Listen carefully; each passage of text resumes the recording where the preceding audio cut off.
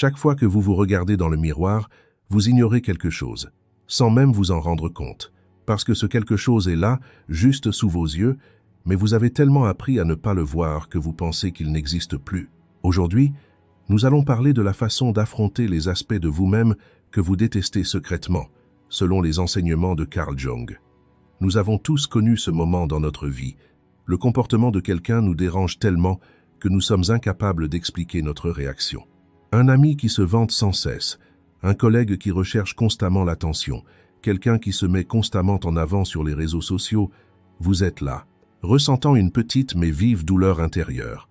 Dégoût, colère, peut être les deux. Et puis vous vous dites, je ne suis pas comme ça. Mais attendez une seconde. Pourquoi cette personne vous dérange-t-elle autant? Est-ce simplement parce qu'elle est mauvaise? Ou y a-t-il autre chose? Prenons un autre exemple. Vous est-il déjà arrivé, au cours d'une conversation, de vous mettre soudainement en colère, d'élever la voix ou de devenir froid et distant? Qu'avez-vous fait immédiatement après? Très probablement, vous avez rapidement trouvé une explication. J'étais trop fatigué. Il m'a mis en colère. De toute façon, j'avais raison. On se pardonne facilement. Mais que faisons-nous lorsque nous observons le même comportement chez quelqu'un d'autre? Alors, impossible de pardonner. On le catalogue. Il est comme ça, c'est tout. Il ne sait pas se contrôler. Ils sont tous comme ça. C'est l'asymétrie. C'est le deux poids, deux mesures. Quelque chose dont nous n'avons pas conscience, mais qui influence profondément nos vies. Repensez à votre enfance. Qu'est-ce que votre famille vous a montré qu'elle n'aimait pas? Quelles émotions étaient jugées inappropriées? Quels traits de caractère étaient considérés comme indignes? Peut-être étiez-vous trop curieuse, mais on vous disait « tais-toi, ne te mêle pas des affaires des adultes ». Peut-être étiez-vous en colère, mais on vous disait « ne pleure pas, tu exagères, calme-toi ». Peut-être étiez-vous trop bavarde, mais on vous disait « tais-toi, ne fais pas de bruit ». Vous avez enfoui cette émotion, ce trait de caractère au plus profond de vous, et vous ne l'avez pas simplement enfoui. Avec le temps, vous avez cessé de percevoir cette émotion comme faisant partie de vous. Ce sentiment n'était plus vous. Ce sentiment était devenu mauvais. Les bonnes personnes ne font pas de mauvaises choses. Ce sentiment a-t-il disparu? Non. Rien ne disparaît vraiment. Cela se transforme, tout simplement. Des années plus tard, ce sentiment vous frappe de plein fouet, avec cette colère étrange et aiguë face au comportement d'un inconnu, car cet inconnu vit confortablement ce que vous avez enfoui. Et vous le jugez, et sans vous en rendre compte, vous l'enviez. C'est difficile à accepter. Réfléchissez-y. Combien de fois avez-vous voulu dire non mais avez dit oui? Combien de fois vous êtes-vous mis en colère, mais avez-vous refoulé votre colère en vous disant « je dois être une bonne personne ». Combien de fois avez-vous regardé cette personne confiante et sûre d'elle et ressenti quelque chose d'indéfinissable s'agiter en vous? Ce frémissement est le son de quelque chose que nous avons ignoré. Enfant, nous avons appris une chose très importante. Si nous voulions être aimés, acceptés et avoir notre place, nous devions cacher certaines parties de nous-mêmes. Ce n'était pas de la faiblesse. Au contraire, c'était une décision très logique prise par un enfant très intelligent. Aujourd'hui, nous sommes adultes. Les décisions prises par cet enfant nous influencent encore. Quel type de personne vous dérange le plus dans votre vie? Imaginez-la. Quel trait de caractère de cette personne suscite en vous un sentiment si désagréable? Gardez la réponse en mémoire. Tout au long de cette vidéo, cette réponse vous reviendra. La colère la plus intense, le dégoût le plus profond, le jugement le plus sévère proviennent souvent de quelque chose de très semblable à nous-mêmes. Lorsque nous parlons de nous-mêmes, nous pensons parler de quelqu'un d'autre. Il ne s'agit pas d'une simple observation psychologique. C'est un phénomène qui se produit dans nos vies, chaque jour, dans chaque conversation, chaque regard. Carl Jung l'a constaté il y a des années. Et il ne s'est pas contenté de le constater. Il a aussi expliqué pourquoi ce mécanisme est si puissant. Nous ne savons pas pourquoi nous nous mettons autant en colère contre quelqu'un. Cette colère semble logique en apparence, mais il y a autre chose en dessous. Pour voir cette autre chose, nous devons d'abord accepter ceci. Chaque réaction forte est une porte. Cette porte s'ouvre vers l'intérieur. C'est facile à dire. C'est tout autre chose de le mettre en pratique. Car franchir cette porte exige une honnête introspection. Et lorsque nous nous regardons dans le miroir, nous faisons généralement l'une de ces deux choses. Soit nous voyons ce que nous voulons voir, soit nous ne nous regardons pas du tout. Alors, qu'y a-t-il vraiment? Se poser cette question est une chose que beaucoup de gens repoussent tout au long de leur vie. parce que la réponse pourrait être différente de ce que nous attendons. Nous pourrions être plus complexes que nous ne le pensons, plus fragiles, plus en colère, plus jaloux, plus fatigués. Ceux qui ont besoin de plus, ceux qui sont moins satisfaits. Cette différence n'est pas une tragédie, c'est affronter la réalité. Affronter la réalité commence toujours par être un peu inconfortable. Puis quelque chose se produit, une légèreté. Vous n'avez plus à porter ce poids, parce que vous l'avez vu. Ce que vous avez vu ne vous a pas détruit.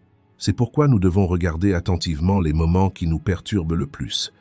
Ce sont ces moments qui révèlent le plus clairement notre être intérieur. Carl Jung, en cherchant à comprendre l'esprit humain, a fait une découverte étrange. Lorsque l'on décrit autrui, on se décrit en réalité soi-même, sans s'en rendre compte. Dire « cette personne est tellement égoïste » revient souvent à se confronter à son propre égoïsme.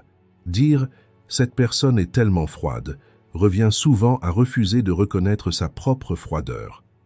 Carl Jung a donné un nom à ce phénomène. Laissons ce nom de côté, car ce qui importe, c'est le mécanisme. Le voici. On perçoit chez les autres ce que l'on ne peut accepter en soi. On ne se contente pas de le constater et de passer à autre chose. On réagit. Des réactions brutales, disproportionnées, parfois inexplicables. Pourquoi? Parce que si ce trait de caractère était réellement perturbant, tout le monde réagirait de la même manière. Or, ce n'est pas le cas. Imaginons 10 personnes dans une pièce. L'une d'elles parle très fort. Certaines sont légèrement dérangées et passent à autre chose. Mais il y a une personne pour qui ce son est une véritable brûlure intérieure. Pourquoi une réaction aussi forte? Car dans ce son, ils perçoivent l'écho de quelque chose qu'ils ont refoulé en eux. Selon Carl Jung, ce qui nous perturbe le plus intensément est en réalité ce qui nous reflète le mieux. Ce n'est pas le problème de quelqu'un d'autre. C'est le signal d'un blocage intérieur, d'une chose impossible à libérer. Imaginez que vous soyez une personne très organisée, méticuleuse, qui veut que tout soit à sa place. Une personne désordonnée et imprévisible, qui remet tout à la dernière minute, vous exaspère. Vous vous demandez, comment peut-elle vivre ainsi? N'a-t-elle aucun sens des responsabilités? Avez-vous déjà envisagé cette possibilité? Votre besoin d'ordre peut être le fruit d'un manque de liberté. Votre méticulosité peut être un mécanisme de défense, celui de quelqu'un qui ne parvient pas à lâcher prise. Cette personne désordonnée vous révèle peu, être quelque chose d'invisible. Vous n'avez jamais réussi à vous autoriser à lâcher prise cette fois-ci.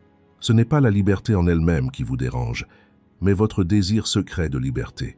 Il y a quelqu'un qui semble indifférent à tout, détendu et insouciant. Vous, en revanche, êtes constamment inquiet. Vous pensez à tout. Vous avez toujours le poids sur les épaules. Que ressentez-vous en regardant cette personne détendue? Peut être de la colère, peut être du mépris. Comme un enfant, il ne prend rien au sérieux. Y a-t-il une petite voix intérieure qui dit « J'aimerais être comme ça ». Voilà la voix, voilà le vrai problème. Carl Jung dit que ceux qui nous perturbent le plus sont nos meilleurs professeurs. Nous cherchons toujours à comprendre les autres. Nous nous demandons « Pourquoi sont-ils comme ça ?» Carl Jung nous demande « Pourquoi réagissez-vous ainsi ?» La différence entre ces deux questions change des vies. Ce mécanisme n'explique pas seulement la haine, il explique aussi l'amour, l'admiration et la passion. Lorsque vous rencontrez quelqu'un pour la première fois, êtes-vous immédiatement impressionné? Qu'avez-vous vu en lui? De la force? De la liberté? De la chaleur humaine? Jung dit que la qualité qui vous a impressionné est très probablement quelque chose qui sommeille en vous, mais qui ne s'est pas encore pleinement manifesté. L'admiration que nous éprouvons pour autrui, tout comme la colère, révèle quelque chose de profond sur notre être intérieur. C'est une chose très profonde et un peu effrayante. Car une grande partie de nos réactions tout au long de notre vie véhicule des messages sur nous-mêmes. Au lieu de les lire, nous les envoyons au monde extérieur. Que signifie aller au fond des choses? La plupart des gens évitent de se poser cette question, car l'expression elle-même fait peur, comme s'aventurer dans un lieu sombre et dangereux. Pourtant, aller au fond des choses ne requiert pas un grand courage au départ, seulement de la curiosité. Se demander d'où vient cette réaction est un point de départ puissant. Un jour, vous avez été profondément impressionné par quelqu'un. Quelque chose chez cette personne vous a à la fois perturbé et étrangement attiré, simultanément.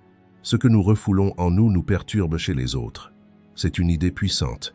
Pourquoi refoulons-nous ces choses? Quel est le prix de ce refoulement? À la naissance, tout est en nous. Colère, joie, curiosité, peur, égoïsme, amour. Ce sont des traits humains fondamentaux, chacun ayant sa raison d'être. La colère surgit lorsque les limites sont franchies. L'égoïsme est une façon de protéger ses propres besoins. La peur permet d'éviter le danger. Un enfant naît au sein d'une famille, d'une société, et cette famille, cette société, qualifie certains traits de caractère de bons et d'autres de mauvais. Quels traits inspirent la chaleur, lesquels créent la distance, lesquels suscitent un sourire, lesquels un froncement de sourcils, lesquels appellent une étreinte, lesquels un « va dans ta chambre ». Avec le temps, l'enfant apprend. Il commence à cacher les traits qui n'inspirent pas la chaleur, d'abord aux autres, puis à lui-même. Lorsque ces traits sont refoulés, ils se renforcent, comme un couvercle sous pression. Plus on le serre, plus il éclate violemment. Pensez à vous.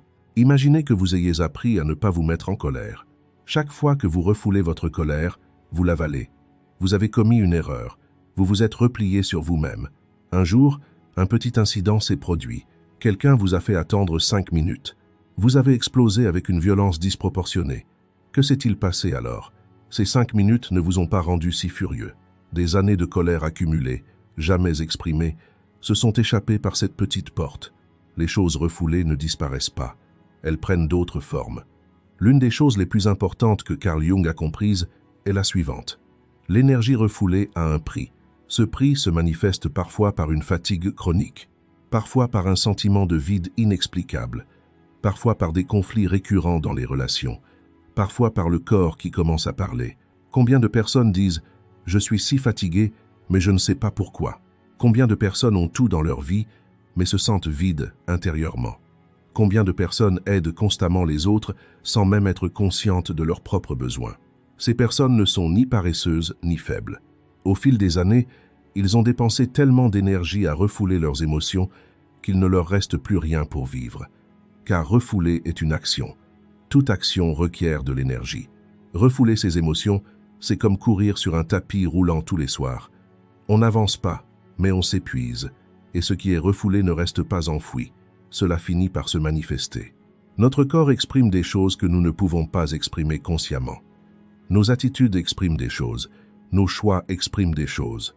Vous est-il déjà arrivé de prendre vos distances avec quelqu'un sans pouvoir vraiment expliquer pourquoi? Quand on vous demande pourquoi vous êtes si distant, avez-vous déjà répondu « Je ne sais pas, il y a quelque chose ?» Ce « quelque chose » signifie souvent que cette personne éveille en vous quelque chose dont vous n'avez pas conscience. Avez-vous un trait de caractère que vous avez caché pendant des années? Un aspect de vous-même dont vous avez honte, que vous hésitez à admettre, que vous ne voulez pas voir? Gardez la réponse en tête. Car dans la section suivante, nous aborderons une idée reçue, mais qui est en réalité tout le contraire. La plupart des gens ne se sont jamais posé cette question. De toute leur vie, car la poser, c'est oser entendre la réponse. Observez la vie de ceux qui ne se la sont jamais posée. Leurs relations se répètent sans cesse. Les mêmes types de personnes, les mêmes types de problèmes, les mêmes blocages, toujours aux mêmes endroits. C'est comme si la vie se répétait en boucle. Nouvelle ville, nouvel emploi, nouvelle relation. Mais le sentiment reste le même, ce n'est pas un hasard. Carl Jung l'envisage d'une manière très intéressante.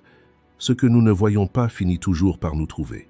La vie nous montre sans cesse ce que nous devons regarder, sous d'autres apparences, avec des visages différents, dans des situations différentes. Mais la leçon est toujours la même, et plus nous refusons de l'apprendre, plus la vie nous la rappelle avec insistance. Cela vous parle? Y a-t-il quelque chose qui se répète dans votre vie? Rencontrez-vous toujours les mêmes types de personnes? Vivez-vous toujours les mêmes conflits? Êtes-vous toujours au même point de blocage? Cette répétition est porteuse d'un message. Le fait que vous ayez ouvert cette vidéo pourrait indiquer que vous commencez à percevoir ce message. Il est temps maintenant de remettre en question ce que tout le monde tient pour acquis, mais qui est en réalité tout le contraire. Il y a une idée reçue sur laquelle tout le monde s'accorde, mais qui est en réalité totalement fausse. Cette idée fausse est la suivante. Affronter ses défauts ne fait qu'empirer les choses. Réfléchissez-y un instant. La plupart des gens ont peur d'affronter leur part d'ombre ou de malaise. Pourquoi? Parce qu'ils croient que, si je reconnais cette part d'ombre, elle deviendra plus forte. Si je dis « je suis égoïste », vais-je le devenir davantage?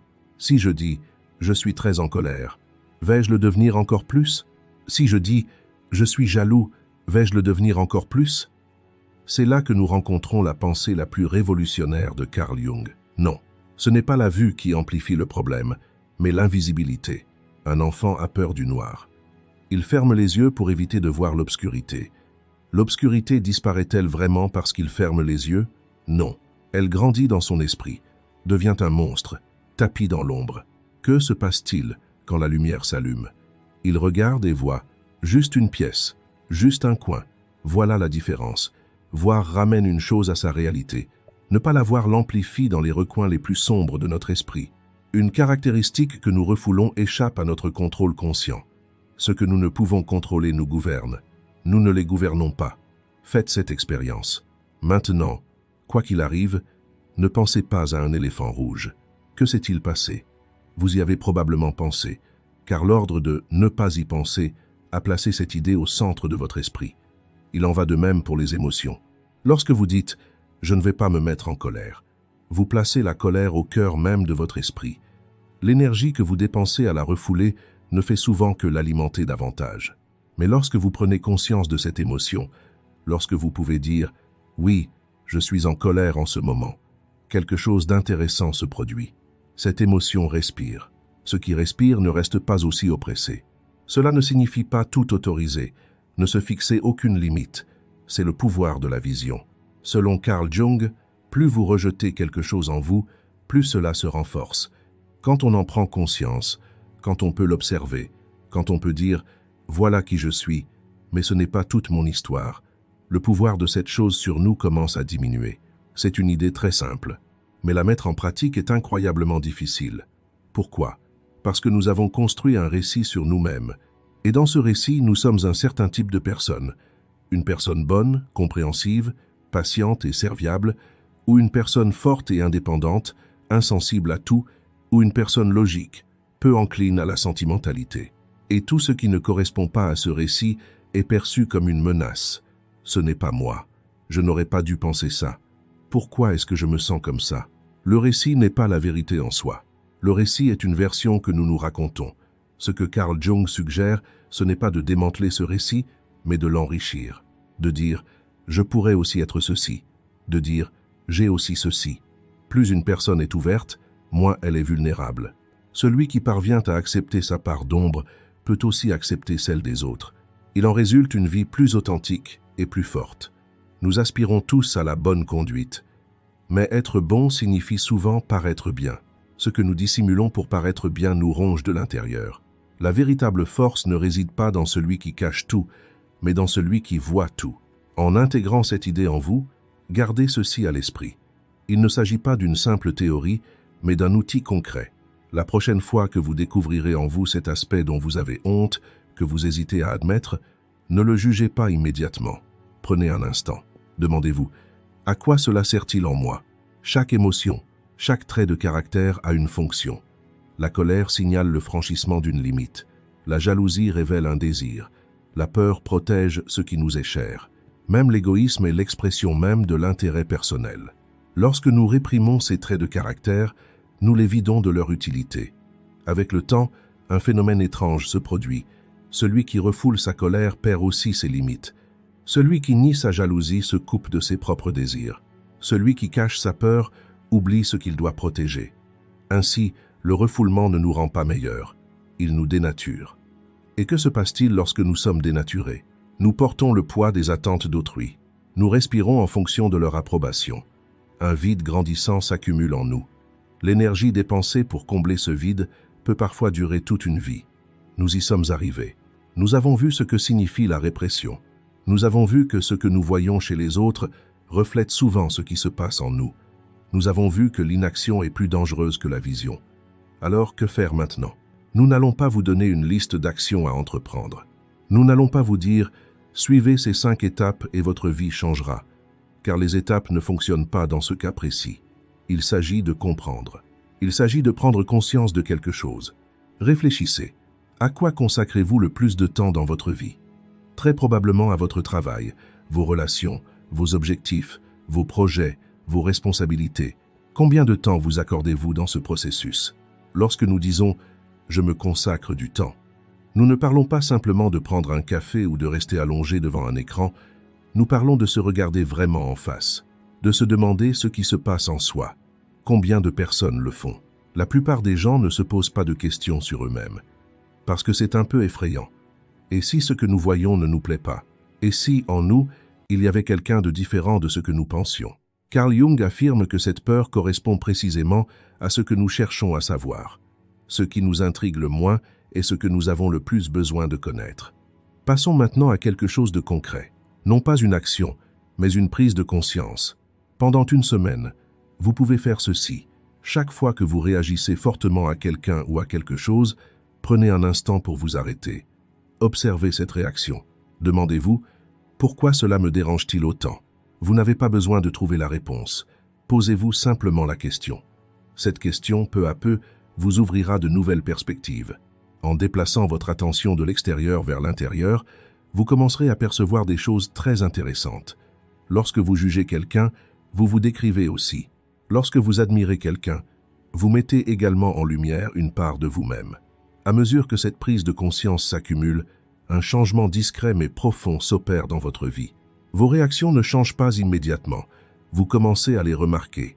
Cette prise de conscience crée une distance. Dans cette distance, vous n'êtes plus seulement une personne qui réagit. Il y a aussi quelqu'un qui observe votre réaction. Quand vous êtes en colère contre quelqu'un, au lieu de dire « je suis en colère » et c'est tout, vous pouvez dire « je ressens de la colère en ce moment. Pourquoi ?»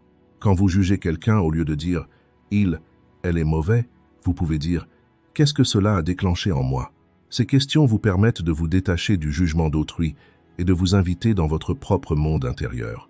Cette invitation n'est pas confortable, tout n'est pas rose à l'intérieur. Il y a de la colère refoulée, des déceptions enfouies, des peurs inavouées. Le fait qu'elles soient là ne fait pas de vous une mauvaise personne. Elles font partie de la condition humaine. Lorsque vous parvenez à identifier ces aspects, ils cessent de vous peser. Vous pouvez les regarder en face.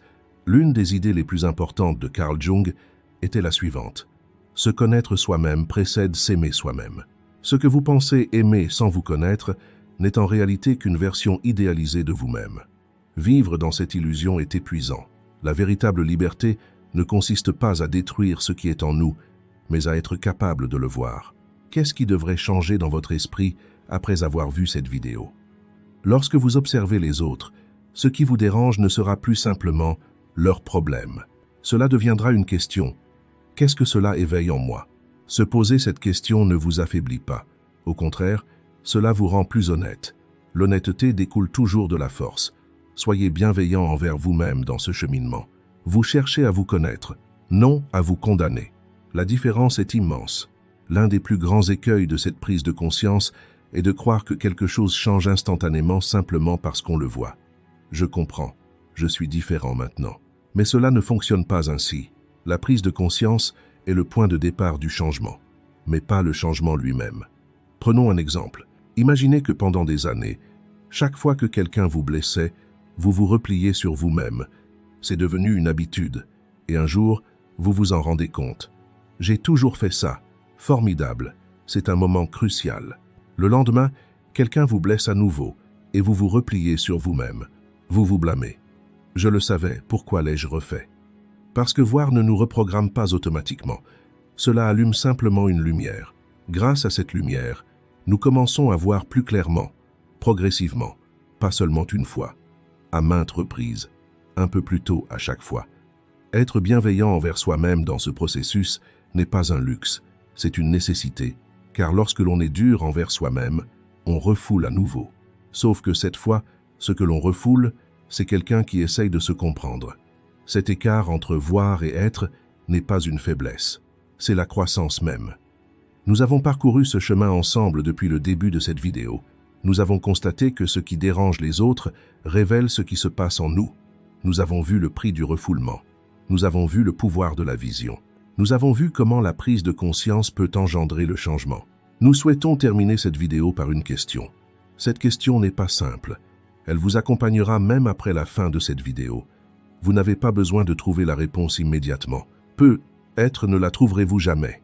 Mais le simple fait de garder cette question en tête commencera à changer les choses. Êtes-vous prêt? Quel trait de caractère que vous détestez le plus chez les autres pourrait être le reflet de quelque chose que vous n'avez jamais pu vivre vous-même. Attendez un instant. Ne vous précipitez pas.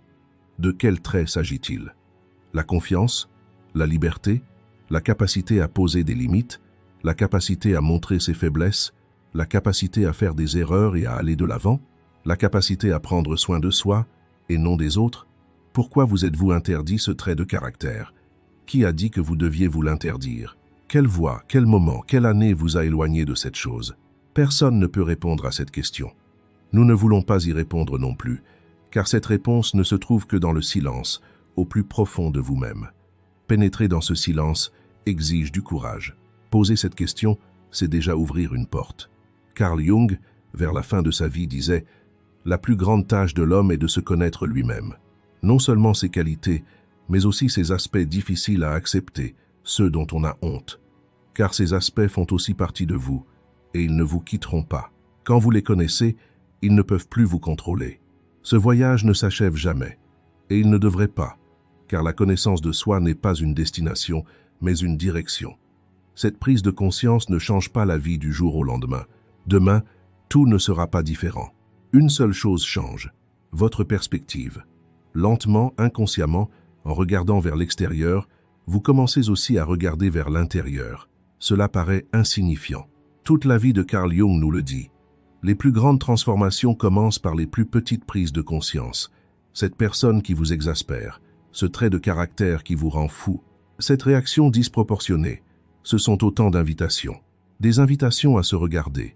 La plupart des gens rejettent cette invitation parce qu'il est bien plus facile de regarder vers l'extérieur que vers l'intérieur. Blâmer autrui est bien plus confortable que de se comprendre soi-même. Le malaise ne cesse de croître. La voix intérieure ne se tait pas. À un moment donné, elle devient trop forte pour être ignorée.